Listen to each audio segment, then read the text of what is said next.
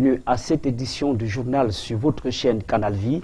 Jésus guérit encore. Une jeune fille a été délivrée du VIH-Sida au ministère Va et Raconte International. Elle raconte justement sa belle histoire dans ce journal. De grandes délivrances et révélations sur l'esprit qui détruit les mariages et les familles. Le séminaire débuté la semaine dernière suscite déjà moult réactions positives. Vous les écouterez dans quelques instants. Ils sont désormais enfants de Dieu. Les uns ont accepté le Seigneur, les autres sont entrés dans les eaux de baptême, prenant ainsi un engagement de bonne conscience. Moments inoubliables saisis par notre caméra au courant de cette semaine. Et puis, que dit la presse nationale et internationale ce matin? Réponse vers la fin de ce journal. Une fois de plus, bienvenue à l'écoute de cette édition. Nous ouvrons ce journal par cette information qui réjouit les cieux. De nouvelles âmes conduites au Seigneur lors du culte du 11 mars 2012 au ministère Va et Raconte International au temple Rocher de Gilgal. Ces nouvelles brebis rejoignent désormais la grande famille du ministère Va et Raconte International qui s'agrandit inéluctablement au jour le jour. Reportage Cyril Raphaël et Esther Ngombanga pour le commentaire des images. 300 personnes environ ont reçu Jésus hier comme leur Seigneur et Sauveur personnel lors du culte dominical au ministère Va et Raconte International. Venus écouter la parole de Dieu, prêchée par son nom, le docteur Tchala Essomba, plusieurs ont été touchés par cet évangile aux vertus salvatrices, comme le déclare le livre des Actes des Apôtres 2, versets 37 à 39. La première fois que je viens aujourd'hui, et ça a vraiment été un miracle parce que je n'étais pas sûre de le trouver lui-même. Dieu merci, je suis venue, il était là, c'était bien, il a beaucoup prophétisé et beaucoup de choses ont changé en moi. J'ai découvert beaucoup de choses vraiment et à partir d'aujourd'hui, je serai toujours là parce qu'il fait des miracles, il fait vraiment des miracles. L'homme de Dieu, au préalable, les a exhortés sur le bien fondé de la nouvelle naissance et le préambule de celle-ci qui consiste à la confession de la foi, en passant par la repentance. Extrait. Au nom de Jésus, aujourd'hui, j'ai entendu la parole de Dieu. Je crois à l'évangile. Qu'on a prêché ici aujourd'hui. Je crois que Christ est le Sauveur. Il vient de me sauver. De la malédiction de la haine. Des envoûtements de cinéma. Des envoûtements des esprits dominateurs. De la malédiction parentale. Il a effacé le péché de la haine dans ma vie. Par son sang versé sur la croix. Au nom de Jésus de Nazareth. Je suis sauvé. Pour la plupart de ces personnes, trouver solution à leurs problèmes était leur principale motivation. Je suis venue à Va et Raconte aujourd'hui parce que j'ai ma fille qui est malade. Je ne l'ai pas amenée aujourd'hui, mais je suis d'abord venue voir.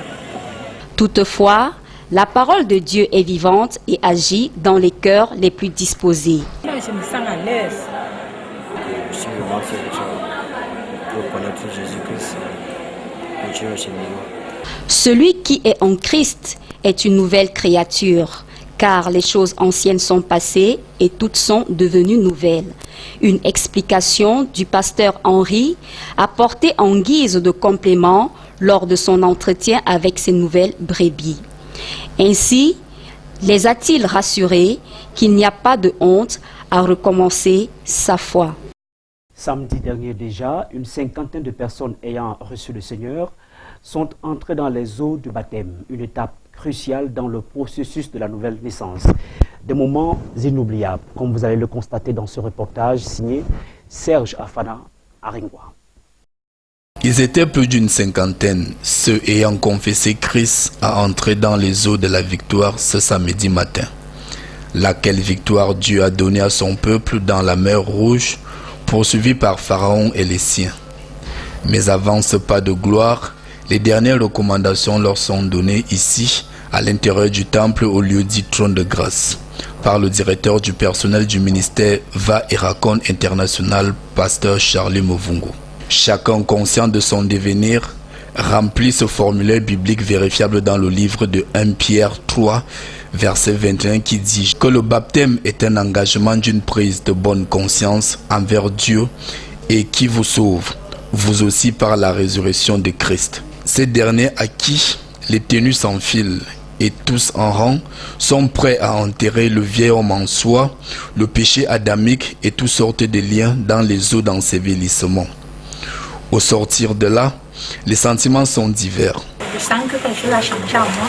Je me sens plus libre, je me sens plus dégagée. Parce que j'ai déjà abandonné. Puis arrive l'instant de la pose d'huile d'onction sur la figure, dont l'importance nous est révélée ici par l'un des bergers du rocher de Gilgal. La volonté de Dieu, parce que c'est Dieu qui avait révélé l'huile d'onction à Moïse, son serviteur, pour le sacerdoce.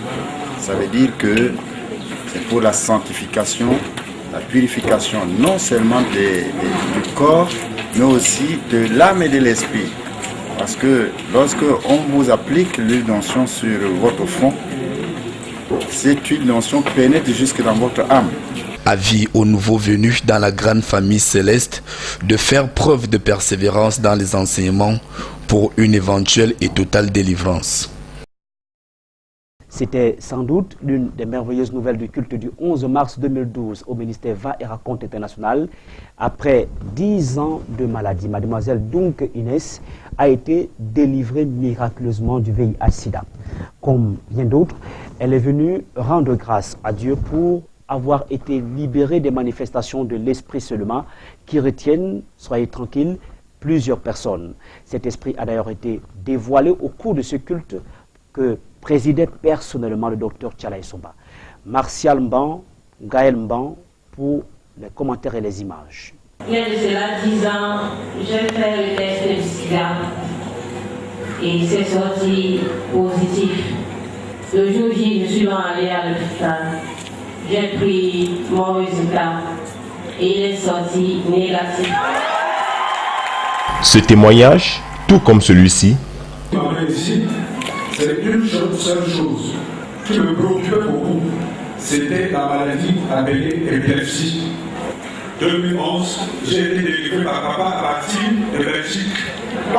Et bien d'autres encore ont retenu l'attention du docteur Tchalaï Somba ce dimanche 11 mars 2012 au ministère Va et Raconte.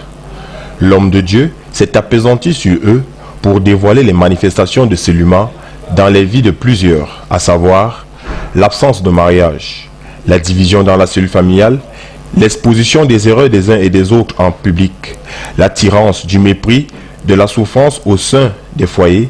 Cet esprit Seluma ouvre la porte à d'autres esprits dominateurs tels que Déaz, pour ne citer que celui-là. Selon qu'il est écrit, car Satan agit pour déstabiliser les foyers et les familles, c'est surtout par l'entremise de sa tour de contrôle, en l'occurrence l'esprit Seluma.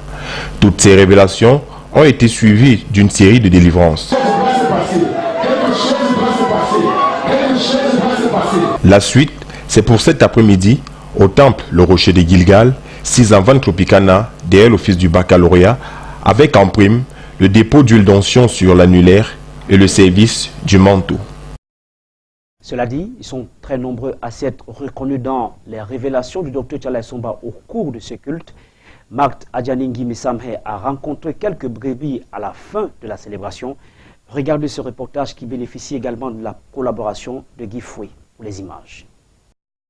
Ce séminaire vient à point nommé et trouve plus d'un dans des situations troubles causées par cet esprit Seluma qui s'attaque aux familles.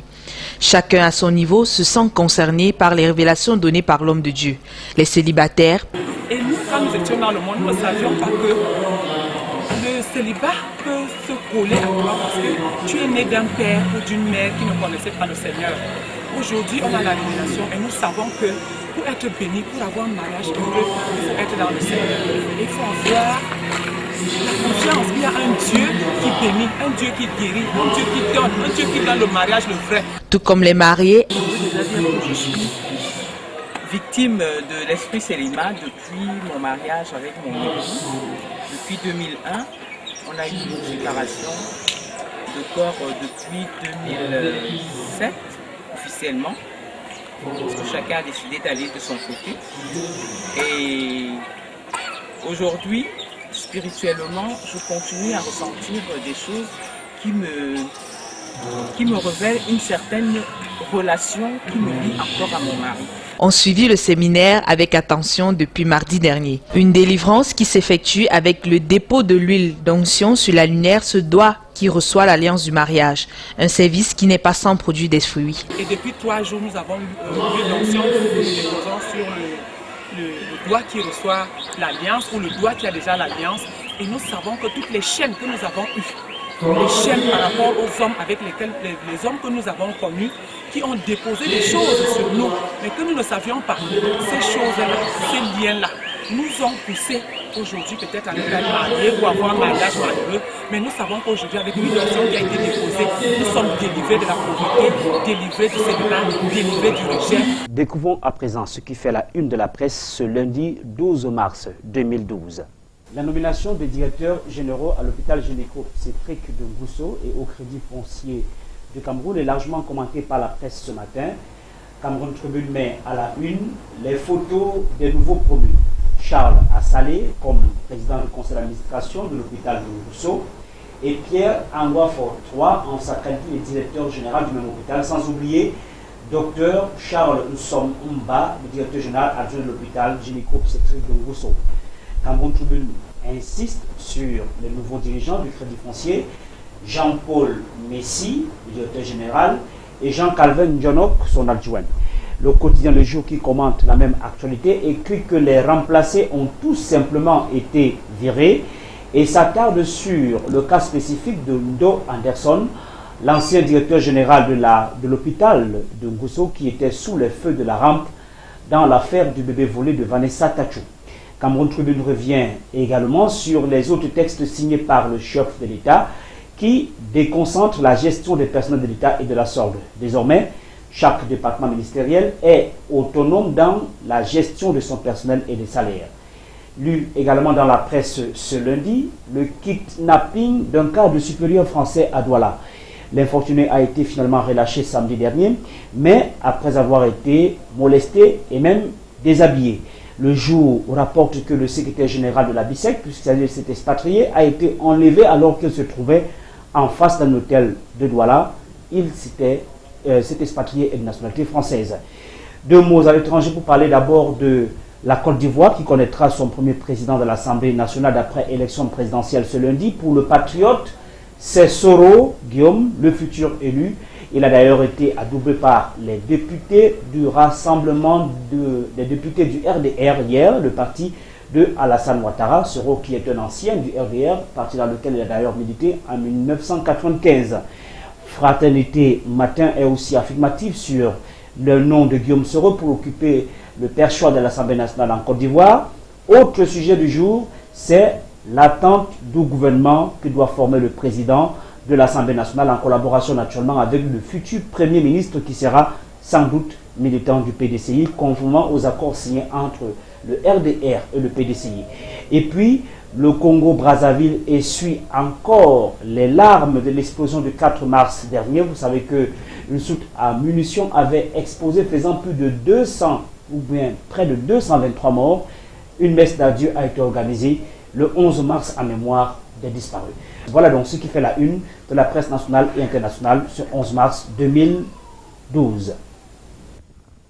Mesdames et messieurs, merci pour votre fidélité. Surtout, restez à l'écoute des programmes de Canal Vie.